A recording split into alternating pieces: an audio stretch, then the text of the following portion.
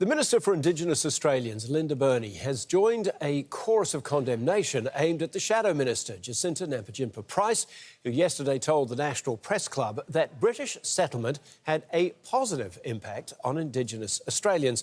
Our political editor, Ashley Raper, joins us from Canberra. Safe to say, Ash, this has gone off.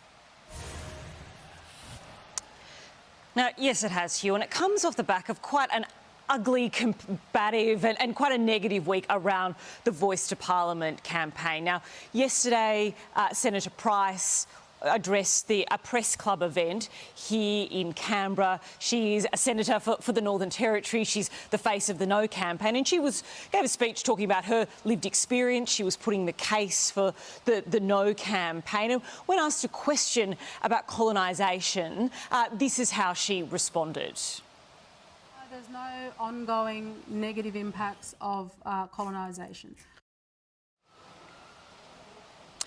Now, the Minister for Indigenous Australians, Linda Burney, is just one of a number of Labor MPs who have come out criticising that claim, those remarks, and this is what Linda Burney has had to say. I think that they are offensive and a real betrayal to the many families that have experienced things like the stolen generations.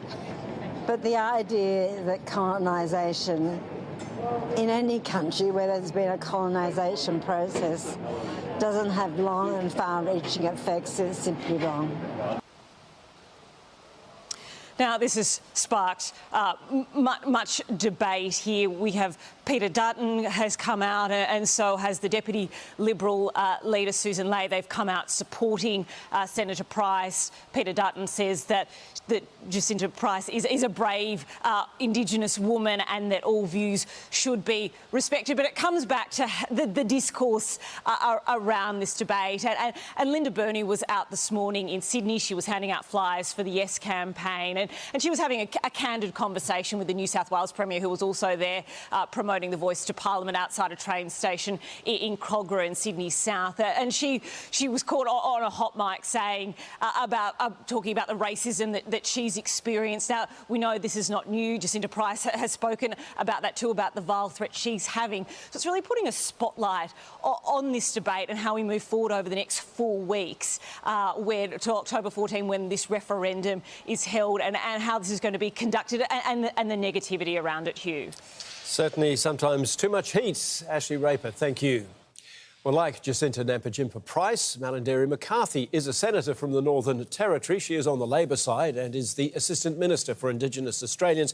And she joins me now. Senator, thank you for joining us. What was your immediate reaction when you heard that from Senator Price yesterday?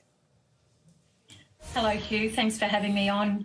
Well, I respectfully disagree with Senator Price's comments in relation to intergenerational trauma, Hugh, and the impact that it has had on First Nations people. It's certainly not my experience as a Yanyuwa Garawa person in terms of a lot of the issues that have happened in the north of Australia, but also as a assistant minister in the Albanese government.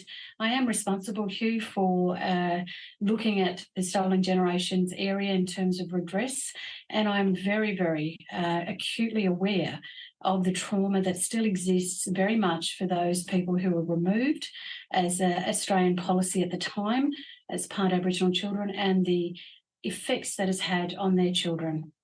So if she's wrong, taking your point there about the stolen generations, but more generally about Indigenous people now more than 200 years after initial settlement, where is she wrong? Why is she wrong?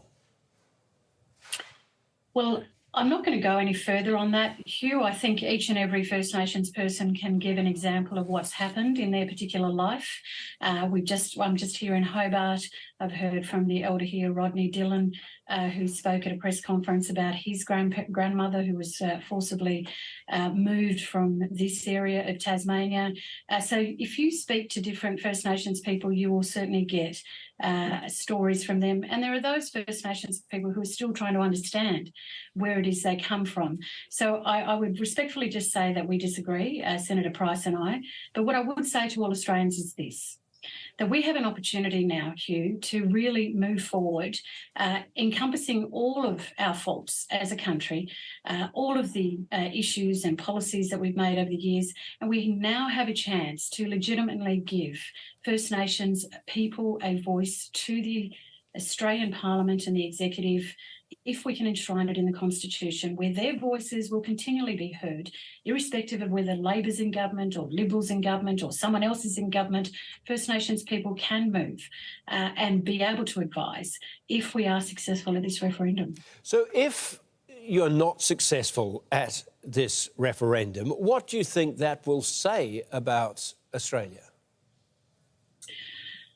It's an area that I know we have to consider, but what I would say is that we've got 4 weeks left, Hugh. I'm still reaching out to every Australian wherever I go, even here in Tasmania, asking people to support us. It is an advisory body, irrespective of the politics of the Parliament. I say to ordinary Australians, look beyond that, look with your heart.